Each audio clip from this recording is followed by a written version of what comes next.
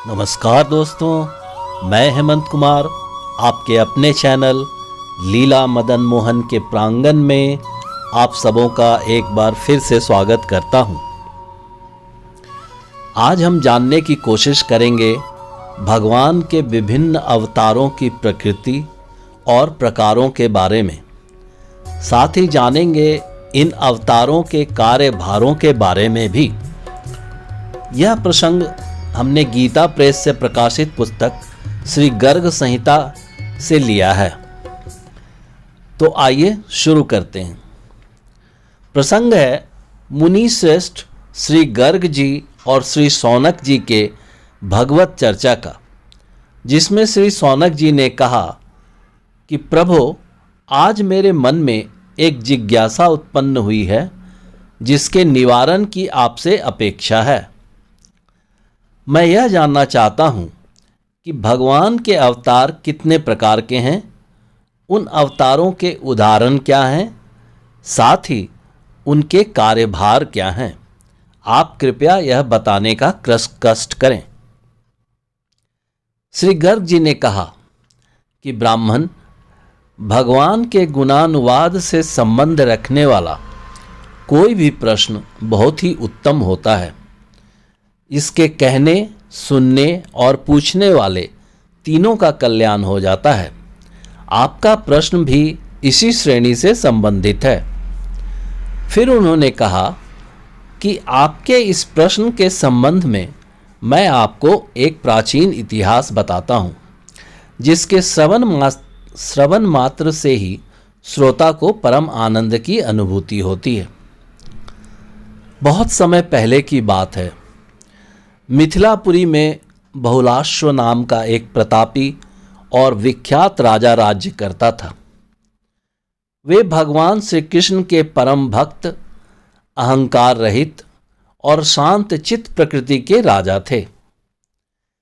एक दिन मुनिवर नारद जी आकाश मार्ग से उतरकर उनके यहाँ पधारे।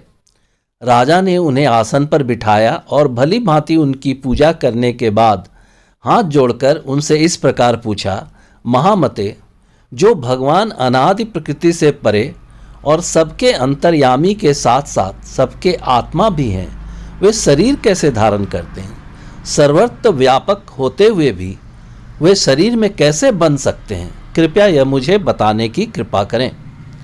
नारद जी ने कहा, भगवान श्री हरि गौ, साधु, देवता, ब्राह्मण और वेदों की रक्षा हेतु ही अपनी लीला से शरीर धारण करते हैं।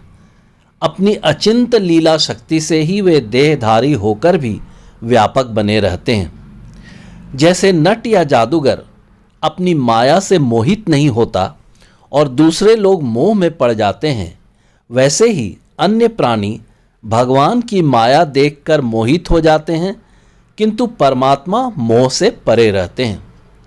पुनः राजा बहुलाश्व ने नारद जी से प्रश्न किया कि मुनिवर, संतों की रक्षा के लिए भगवान विष्णु के कितने प्रकार के अवतार होते हैं, यह बतलाने की कृपा करें। श्री नारद जी बोले, राजन, व्यास आदि मुनियों ने भगवान के 6 प्रकार के अवतार बताए हैं, जो इस प्रकार हैं। अंशांशा अवतार, अंशा अवतार, आवेशा अवतार, कला अवतार और पूर्णावतार, और अंत में परिपूर्णतमा अवतार।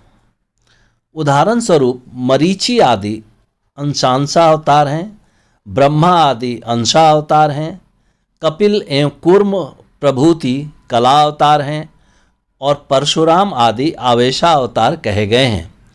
उसी प्रकार नरसिंह, राम, श्वेत द्वीपाधिपति हरि, बैकुंठ यज्ञ और नर नारायण ये पूर्णावतार कहे जाते हैं। एवं परिपूर्णतम अवतार एकमात्र साक्षात भगवान श्री कृष्ण ही हैं। अब अगर इन विभिन्न अवतारों के कार्यभारों की चर्चा की जाए तो उन्होंने बताया कि अंशा अवतार ब्रह्मा का कार्य है परिपूर्णतम भगवान के द्वारा दी गई सृष्टि आदि के कार्यभार के अधिकार का पालन करना और इस कार्य में जो उनका हाथ बटाते हैं वे अंशांसा अवतार कहे जाते हैं। इसी प्रकार किसी विशेष कार्य को करने के लिए भगवान विष्णु जिसके अंतःकरण में आविष्ट होते हैं और कार्य के संपादन के बाद पुनः अलग हो जाते हैं, उन्हें आवेशावतार कहते हैं। भगवान के उन अवतारों को कला अवतार कहा जाता है जो हर युग में प्रकट हो, युग धर्म को जानकर उनकी स्थापना करके पुनः अंतर्ध्यान हो जाते हैं।